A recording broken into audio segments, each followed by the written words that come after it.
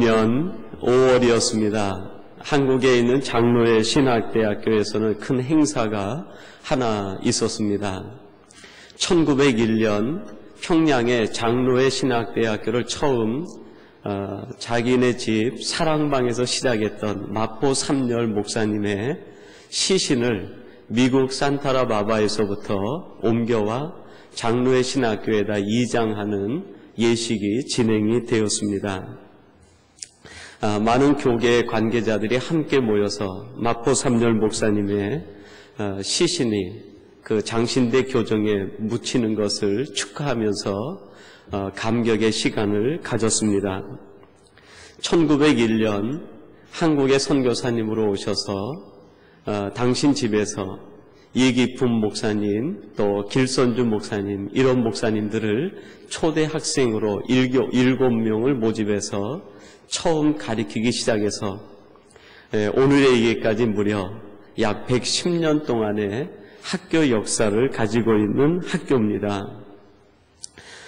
목사님은 이 땅에 오셔서 그렇게 학원 선교를 하시고 일제강점기 1936년에는 일제의 압박과 또 회유를 견디지 못하고 잠시 미국으로 귀국하게 됩니다. 그때 학생들과 교수님들의 내가 3년 뒤에 오겠다 약속을 하셨지만 3년 뒤에 오시지 못하고 1939년에 73세의 일기로 하나님 품에 안기우시게 되었습니다. 그 뒤로부터 많은 시간이 지나서 학교 관계자들과 또 총회가 연계해서 그 마포 삼열 목사님의 시신을 장신대에 안장하게 되었습니다. 마포 삼열 목사님은 당신만 이 땅을 위해서 사역하신 것이 아니라 그 두 아들도 그에 못지않은 사역을 남겼습니다. 마포 삼열 목사님이 미국으로 귀국하시게 되면서 그의 첫째 아들이었던 사무엘 휴 마펫 박사님이 장신대 학장으로 일을 맡아서 수고하게 되었습니다. 그리고 둘째 아들인 하워드 마펫이 있는데 그분은 대구로 내려가서 사역을 하시면서 동산병원을 건립하게 되었습니다. 대구에 있는 유일한 기독교 병원으로 자리를 잡게 되었고 이 땅에 병든 사람들을 치유하는 놀라운 일을 감당해 내게 되었습니다. 이런 분의 시신이 장신대 교정에 묻히는 행사니까 얼마나 감격스러웠겠습니까? 여러분, 그때로부터 약 100여 년이 지난 오늘 하나님의 놀라운 섭리가 그 후학들을 통해서 하나씩 이루어져 가는 것을 발견하게 됩니다. 최근에 우리 기독교인들의 마음을 아프게 하는 소식 하나가 전달되었습니다. 조금 전 우리 기도하시는 장로님도 그걸 가지고 중보의 기도를 하셨는데 우리 분당 샘물교회에 있는 단기 선교 의료봉사팀 23명이 아프간 지역에 갔다가 탈레반 무장 세력에 피납된 사건입니다. 이 사건을 가지고 교계와 교계 밖에 있는 사람들의 찬반론이 팽팽하게 맞서고 있습니다.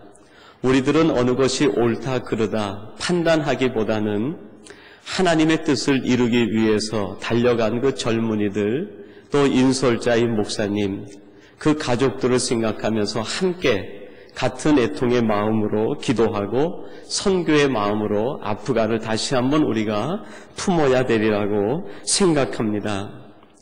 많은 사람들은 얘기합니다. 아프간을 선교 금지 국가로 세워야 한다. 이제 그 땅에는 더 이상 아무도 들어가서는 안 된다.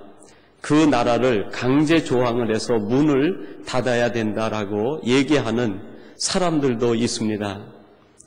여러분, 우리나라가 1884년에 미국과 국교 수교가 체결되면서 한국에 처음으로 개신교 선교사님이 정식으로 두 분이 입국하게 됩니다. 한 분이 장로교회 언더우드 목사님이고 한 분이 감리교회 아펜젤로 목사님이십니다. 그런데 이분들이 개신교 교역자로 처음 들어온 것이 아니라 오히려 개신교 교역자로 처음 이 땅에 발을 붙이려고 했던 젊은이가 한 사람이 있었습니다.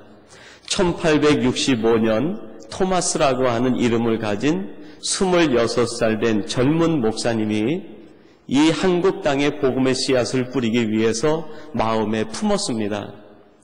그리고 이 땅에 처음 배를 타고 왔는데 배에서 내리는 것을 허락하지 않아서 65년도에는 도로 돌아가게 되고 그 다음에 66년도에 성경책을 가지고 대동강변으로 들어오게 되었어요. 선교사님이 1년 런던에 가 있는 동안에 선교부에다가 얘기합니다. 중국이라고 하는 곳에서 한참 벗어나면 조그만 땅이 있는데 거기에도 복음이 필요합니다. 선교부에서 지역을 조사하는데 그 지역은 위험 지역으로 분류가 되어 있다는 것입니다. 여러분, 100년 전 우리 한국은 모든 선교사님들에게 출국이 금지된 선교 대상 국가였습니다. 그 땅에선 가면 안 된다.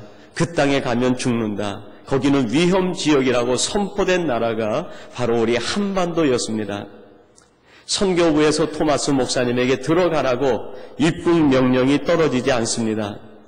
그럼에도 불구하고 이 선교사님이 그 땅에도 하나님의 말씀을 들어야 될 백성이 있습니다. 이러한 각오로 개인 모금을 해서 성경책을 사가지고 그 성경책을 가지고 와서 대동강변에 뿌리고 자신은 붙잡혀서 참수를 당한 것이 바로 한국 개신교 선교 역사 이전에 있던 일입니다. 여러분, 수많은 사람들이 한국은 위험하다, 가지 말라 했지만 그 누군가가 가서 피를 흘린 까닭에 오늘날 우리 대한민국은 세계 선교 2위라고 하는 대국을 맞이하게 되었습니다. 하나님의 놀라운 축복을 누리게 되고 하나님의 은혜를 덧입게 되었습니다. 1901년 마포 삼열 목사님께서 처음 목사님을 배출하기 위해서 신학을 가르치던 그 학교에서 110년이 지나서 배형규 목사님이라고 하는 분이 배출이 되고 그분이 그 선교사님이 했던 것과 똑같이 마음의 복음에 열정을 품고 아프간에 가서 피살됨으로 순교의 씨앗, 순교의 피를 흘리게 되었습니다. 여러분, 무엇이 잘됐고 무엇이 잘못됐다, 그것은 하나님 앞에 판단을 맡기고 우리는 우리가 있는 동안 이 땅에서 복음의 씨앗을 뿌리며 하나님이 원하시는 삶을 살아가는 것, 그것이 우리가 해야 될 일이라고 생각합니다. 아울러서 여러분, 지금도 죽음의 순간 같은 시간을 보내고 있는 우리 사랑하는 젊은 청년들 22명을 위해서 여러분 계속 기도해 주시고 마음을 모아 주시면 감사하겠습니다. 마포 삼열 목사님의 2장 예식이 진행되는 가운데 그 학교의 한국교회사를 담임하고 계시는 김인수 교수님께서 이런 말로 그 감격을 대신했습니다. 마포 삼열 목사와 그 아들들은 한국의 정치, 종교, 사회의 암흑기에 하나님께서 보내신 등불과 같은 사람들이다. 마포 삼열 목사님과 그 두 아들과 그 가족들은 이 암흑기에 한국에 보낸 하나님의 등불과 같은 분이다. 원컨대 오늘 예배한 우리 삼성교회 모든 가족들은 바로 하나님 앞에서 여러분이 암흑 같은 이 시대에 하나님이 보내신 등대 같은 사람들, 하나님의 등불 같은 성도들이 되시기를 주님의 이름으로 축원합니다. 오늘 본문 31절에서 이런 말씀을 합니다. 너는 정금으로 등대를 쳐서 만들라. 37절에 말씀합니다. 등잔 7을 만들어 그 위에 두어 앞을 비치게 하라. 여러분, 애굽을 나와 광야를 지나는 이스라엘 백성들에게 하나님이 하신 명령이 무엇입니까? 성막을 만들라. 그리고 그 성막 한가운데 등불을 만들어 밝히라. 여러분, 왜 광야에 성막이 필요합니까? 광야는 어둡습니다. 광야는 고통스럽습니다. 광야에는 죄악이 관영해 있습니다. 온갖 죄와 온갖 어려움과 영적 무질서와 혼란이 있는 그곳에 하나님은 성막이 필요하다고 말씀했습니다. 여러분, 성경은 우리를 가리켜서 성전이라고 얘기합니다. 하나님께서 우리를 왜 이 땅에 보내셨습니까? 우리를 이 땅에 보내시면서 너희는 나의 성전이라고, 나의 거룩한 영이 있는 하나님의 전이라고 왜 우리에게 성전이라고 말씀하셨습니까? 이 땅이 어둡기 때문입니다. 이 땅이 혼란스럽기 때문입니다. 혼란스러운 세상, 영적으로 무질서가 온 세상에 관영한 이 땅에 하나님은 우리들을 보내시고 너희들이 바로 이 시대에 내가 보낸 하나님의 성막이라고 말씀합니다. 어두운 땅에는요, 성막이 필요합니다. 어두운 곳에 등불이 필요합니다. 여러분, 우리가 있는 이곳 세상적으로 보기에는 천국과 같습니다. 그러나 하나님이 보실 때는 영적인 어두움이 짙어지는 이 땅인 줄로 생각됩니다. 그러기에 하나님께서 사랑하는 우리 삼성교회 가족들을 때로는 20년, 때로는 30년, 때로는 10년, 때로는 짧게 우리들을 이곳으로 보내신 것이 아니겠습니까? 바로 여러분들이 하나님이 보내신 이 시대의 성막이고 이 시대의 등불인 것을 기억하시기 바랍니다. 하나님은 오늘 본문을 통해서 등잔대를 만들라고 말씀하셨어요. 그리고 그 만드는 방식과 그 내용을 구체적으로 설명하고 계시는데 그 의미를 함께 묵상하면서 그 말씀을 통하여 오늘 하나님의 등잔대된 우리의 정체성을 새롭게 하는 이 시간이 되기를 간절히 바랍니다. 첫 번째로는 이 등잔대를 만드는데 한 덩어리의 금으로 만들라고 말씀하고 있습니다. 31절에서 이렇게 말씀합니다. 그 밑판과 줄기와 잔과 꽃받침과 꽃을 한 덩어리로 연하게 하고 35절은 이렇게 말씀합니다. 등대에서 나온 6가지를 위하여 꽃받침이 있게 하되 2가지 아래 한 꽃받침이 있어 줄기와 연하게 하며 36절입니다. 그 꽃받침과 가지를 줄기와 연하게 하여. 여러분, 길게 이 등잔대를 만드는 것을 하나님이 말씀하시면서 강조하고 강조하는 것이 있는데 그것이 뭡니까? 한 덩어리가 되게 하라, 연하게 하라. 꽃받침과 줄기가 밑둥과 연하게 해서 거기에서 기름이 올라와 그 기름을 갖고 마음껏 탈 수 있는 등잔대가 되게 하라고 말씀하고 있습니다. 다시 설명드리면 그렇습니다. 원줄기에서 떨어지지 않게 하라. 원통 줄기에서 가지가 분리되지 않게 하라. 그것이 등잔대를 만들게 하신 하나님의 첫 번째 명령입니다. 요한복음 15장 5절에서 주님이 우리를 향해 이런 말씀을 하십니다. 나는 포도나무여 너희는 가지니 저가 내 안에 내가 저 안에 있으면 이 사람은 과실을 많이 맺나니 나를 떠나서는 너희가 아무것도 할 수 없음이니라. 우리 주님의 몸된 줄기를 떠나면 우리는 아무것도 할 수 없는 가지가 되고 만다고 말씀합니다. 여러분, 연하여 있으라, 붙어 있으라, 한 덩어리가 되어라. 그것은 성경의 가르침입니다. 근데 이것을 신학적으로 칼빈은 3가지 중심이라고 설명을 했어요. 우리 성도들이 우리 주님과 연하여 있고 하나님과 하나가 되어 있는 것, 그것이 무엇인가? 첫 번째는 하나님 중심으로 살아가는 것이다. 2번째는 교회 중심으로 사는 것이다. 3번째는 말씀 중심으로 살아가는 것이다.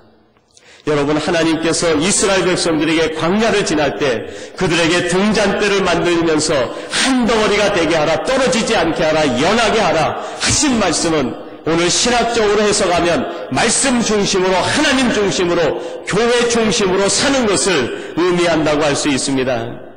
프랑스의 철학자 가운데 라브리엘이라는 사람이 있는데요. 그분이 이런 이야기를 했습니다. 세상 언어 가운데 최후로 남길 2가지 단어가 있다고 하면 예수와 믿음이라는 단어다라고 얘기했습니다. 이 세상에는 수많은 언어 가운데 우리가 마지막까지 남길 수 있는 단어가 있다고 하면 그거는 예수님이라는 단어와 믿음이라는 단어다. 여러분이 말씀이 가르쳐주는 의미가 무엇입니까? 우리에게 가장 필요한 것은 예수님, 믿음, 말씀. 여러분, 지금 우리는 무엇 중심으로 살아가고 있습니까? 지금 나는 어디에 연하여 있습니까? 지금 나는 어디에 가지가 접붙임되어 있고 나는 무엇에 붙들려 어디에부터 힘을 공급받아 살아가고 있느냐? 그것을 지금 점검하라고 말씀하고 있습니다.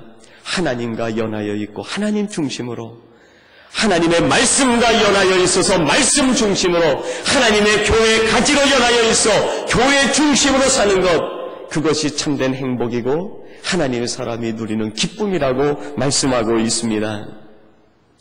여러분, 하나님 중심, 말씀 중심, 교회 중심으로 산다는 것은 또 다른 의미로 보면 그것을 높인다고 하는 의미가 담겨 있습니다. 하나님 중심으로 산다는 것이 무엇입니까? 하나님을 높이며 경외하며 사는 것입니다. 말씀 우선으로 살아가는 것입니다. 교회에 주신 사명과 직분을 가장 값진 것으로 여기고 살아가는 것, 그것이 말씀 중심이 하나님의 중심이요 교회 중심의 삶이라고 할 수 있습니다. 여러분들은 지금 무엇을 여러분 인생의 가장 높은 위치에 두고 살아가고 있습니까? 한 번은 제가 한국에 있을 때 그 감기가 얼마나 심하게 들렸는지 쉽게 낫지를 않는 거예요. 그래서 저희 교회에 있던 그 집사님 한 분이 의사를 하는 분이 계시는데요. 그분이 저녁 예배를 마치고 병원에 가서 링거를 하나 가져오셔서 링거를 놔주시더라고요. 그래서 이제 링거를 맞을 때가 있나요? 저희 집에 오셔서 놔주시는데, 그래서 장롱 밑에 자리를 깔고 누워 있는데요. 옷걸이를 하나 휘어가지고 링거를 엮어서 옷걸이 고리에다가 걸어놓고 그거를 높이 해서 저에게 이제 주사를 놔주시더라고요. 한 2시간 맞았는데도 아직 절반 정도가 남은 거예요.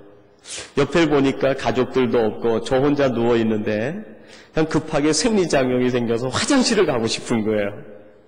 이게 방법이 없잖아요. 그래서 혼자 그 고리를 들어서 링거를 한 손에 들고 그리고 이제 화장실에 가서 일을 마치고 나와가지고요. 이렇게 줄을 보니까 줄에 피가 이렇게 역류가 돼가지고 링거 줄 속으로 피가 이렇게 들어가 있는 거예요. 깜짝 놀래가지고 급하게 이제 그 의사 집사님한테 전화를 걸었더니 집사님 하시는 말씀이 목사님 괜찮아요. 다시 링거를 높이 드세요. 그러더라고요. 이렇게 들어와가지고 다시 옷걸이에 걸어놓고 누워서 있으니까 그 나왔던 피가 다시 수액이 들어가면서 체내로 다 들어가 버리더라고요. 짧은 시간이지만 그런 것을 느꼈어요. 여러분, 우리의 생수의 주인 되시는 생명의 근원 되시는 우리를 살리시는 하나님, 그분을 높여야 그분으로부터 놀라운 은혜가 우리에게 임하여 오는 거 아닙니까? 내 때때로 우리들이 생명 되신 주님, 나를 살리는 그분, 나의 주인 되시고 나의 모든 것을 가지고 계신 그분을 나보다도 낮출 때에 오히려 우리 몸에는 뭐가 생깁니까? 피가 흐르고 상처가 나고 고통이 뒤따르게 되는 거예요. 여러분, 하나님 중심, 말씀 중심, 교회 중심이 무엇입니까? 하나님을 높이고 말씀을 높이고 교회를 높이고 살아가는 것. 그것이 때로는요 어리석어 보일 때도 있어요. 세상 사람들이 볼 때는 이해하지 못할 때도 있습니다. 그러나 거기에 신비한 비밀이 담겨 있습니다. 하나님을 높이면 하나님으로부터 놀라운 능력이 우리에게 임합니다. 말씀을 높이면 말씀의 권능이 우리에게 영적인 힘으로 다가오게 되는, 오늘 하나님께서 등잔대를 만들라고 말씀하시면서 이 등잔대를 한 덩어리로 연하여 만들라. 사랑하는 성도 여러분, 여러분의 삶이 어떠한 형편에 있든지 절대로 우리의 인생의 주인 되신 하나님, 우리의 삶을 행복하게 하는 말씀, 하나님이 주신 아름다운 교회를 연하여 떨어지지 않고 함께 결합하여 함께 살아가시는 성도님들이 되시기를 주님의 이름으로 축원합니다. 그리고 두 번째로 등잔대를 만드는 방법을 말씀합니다. 두드려 쳐서 만들라고 말씀하고 있습니다. 36절에 이렇게 말씀합니다. 그 꽃받침과 가지를 줄기와 연하게 하여 전부를 정금으로 쳐 만들고 그랬습니다. 이 등잔대를 만드는데 어떻게 만드는가? 쳐서 만들라, 두드려서 만들라는 거예요. 여러분, 모세 시대 때 이스라엘 백성들이 애굽에서 중노동을 하고 고역을 합니다. 그들에게 맡겨진 것이 무엇입니까? 집을 짓는 벽돌을 만드는 일이었어요. 애굽의 정부에서 집단을 줍니다. 진흙을 줍니다.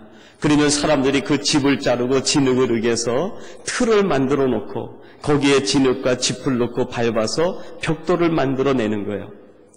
애굽의 제작 방식은 틀을 사용하는 겁니다. 틀을 갖고 틀에 맞춰서 틀이 제작을 해내는 거예요. 똑같은 것을 계속 찍어내는 것이죠. 애굽의 제작 방식이 그렇습니다. 블레셋의 무기 제작 방식이 그렇습니다. 여러분, 그러나 하나님께서는 등잔대를 만드는데 틀을 사용하지 말라는 거예요. 두드려서 만들라. 여러분, 틀을 사용하면은 똑같은 무기가 만들어집니다.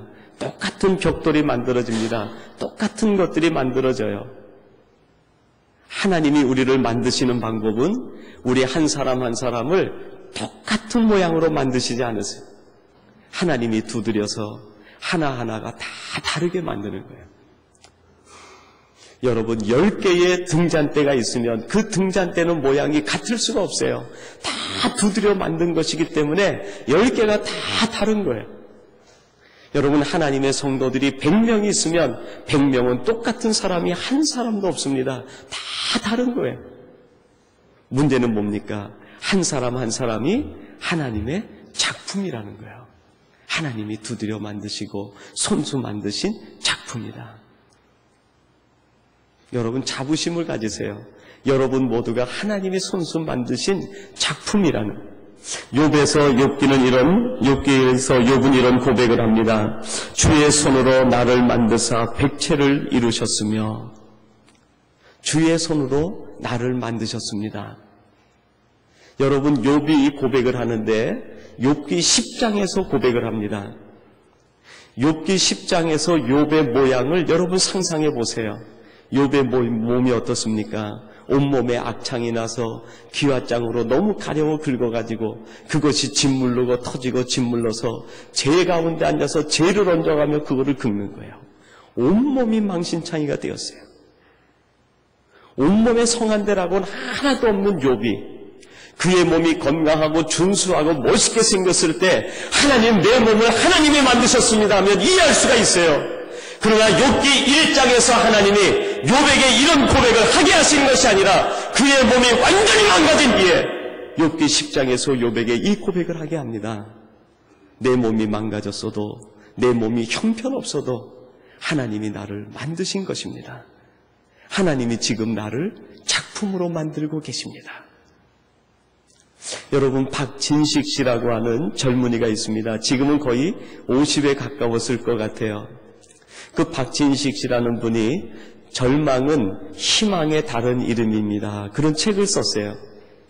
이분은 태어나면서부터 선천적으로 질병을 앓고 있습니다. 몸에 균형이 안 맞아서 석회가 정도 이상으로 만들어지고 있는 거예요. 석회가 알맞게 만들어져서 그것이 몸의 뼈를 이루고 필요한 데 사용이 돼야 되는데 석회가 만들어지는 것을 제어하는 기능이 몸에서 망가져 버렸어요. 그러니까 석회가 먹기만 하면 석회가 무한정으로 만들어져서 몸이 화석화가 돼가는 거예요.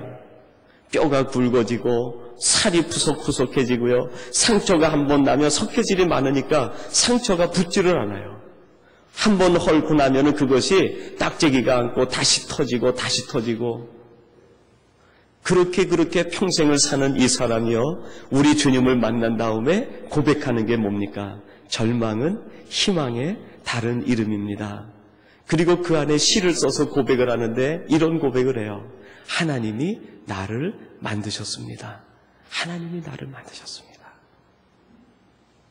하나님은 필요에 따라서 건강한 사람도 만듭니다. 하나님은 필요해서 몸이 약한 사람도 만드세요. 하나님은 필요에 따라서 키 큰 사람도 만들고 작은 사람도 만들어요. 여러분 그 모든 것들은요 하나님이 만드신 작품이에요.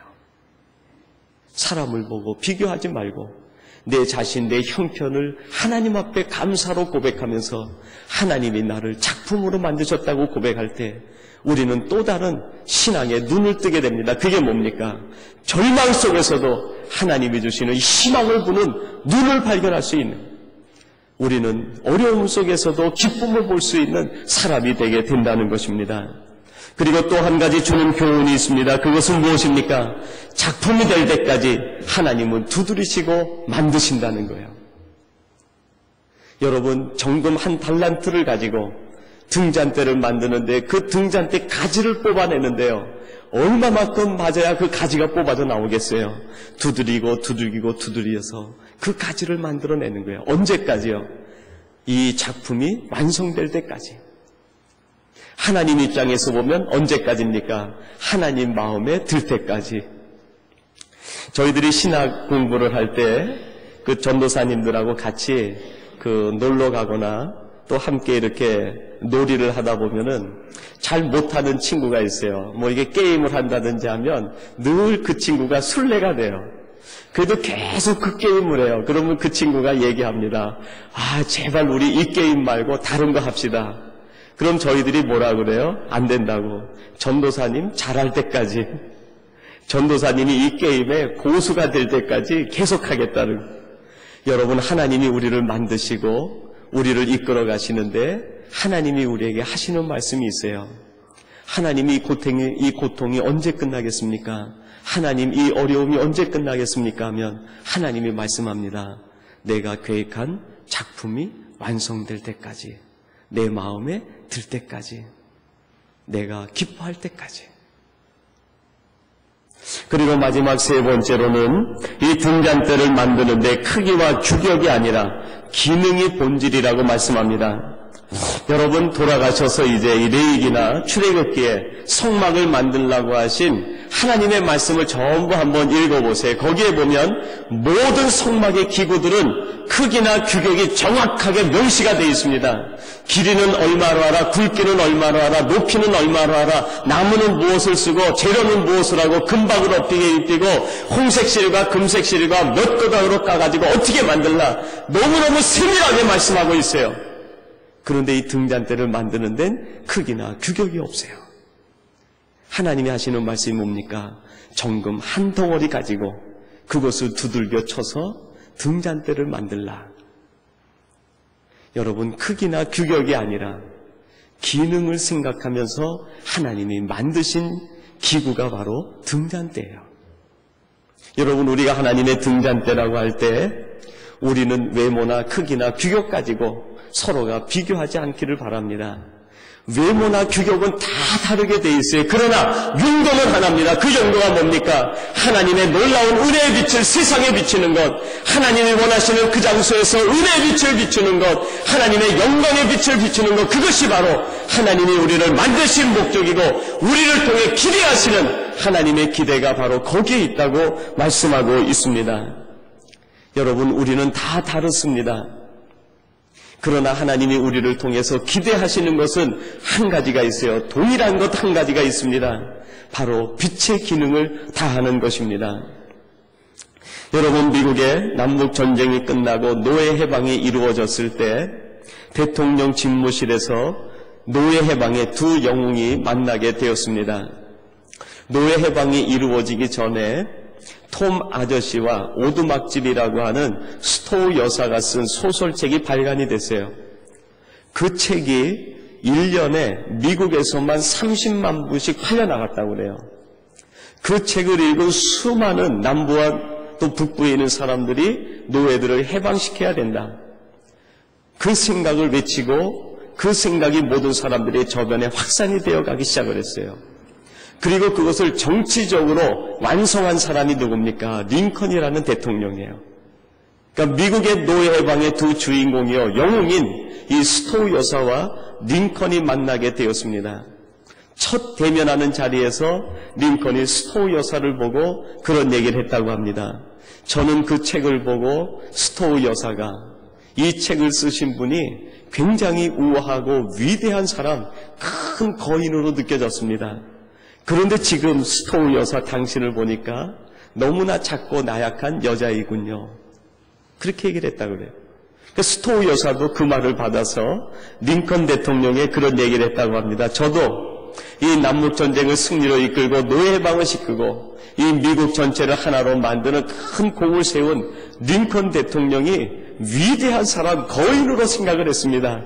그런데 지금 보니까는 모습도 마르고 지금 보니까는 우리 서민들과 다를 바가 없네요. 그렇게 얘기를 했다고 그래요. 여러분, 여자로 만들어졌든 남자로 만들어졌든 소설을 쓰든 대통령을 하든 무엇을 하든 크든 작든 하나님이 원하시는 목적은 하나예요. 빛을 드러내라고.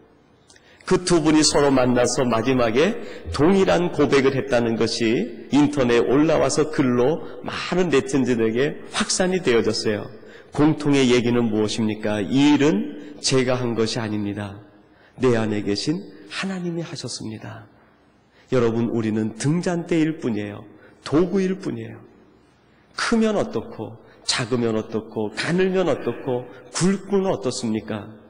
우리는 등잔대의 그 모습 가지고 하나님이 두드려 쳐서 만든 그 모습 그대로 가지고 하나님이 주신 그곳에서 빛을 드러내고 마지막 우리가 고백할 때 이 일은 제가 한 것이 아니라 내 안에 계신 하나님이 하셨습니다. 이 고백을 할 때 얼마나 행복한 등잔대가 되겠습니까? 바로 우리 삼성교회 모든 가족들이 이 시대에 가장 행복한 하나님의 등불이요 등잔대가 되시기를 축원합니다. 하나님 아버지, 때때로 저희들이 이 세상 살면서 눈에 보이는 것 때문에 절망할 때가 있습니다. 비교하고 원망할 때가 있습니다. 낙심할 때가 있습니다. 우리의 눈을 돌려서 우리를 보게 하시고 우리를 지으신 하나님을 보게 해 주시옵소서. 하나님이 우리를 만드신 그 목적에 따라 기쁘며 감사로 살아가게 도와주시어서 마지막 우리가 하나님 앞에 이 일은 제가 한 것이 아니라 하나님이 하셨습니다라고 고백할 수 있는 하나님의 사람들, 하나님의 귀한 종들이 되게 해 주시옵소서. 예수님의 이름으로 기도하옵나이다. 아멘.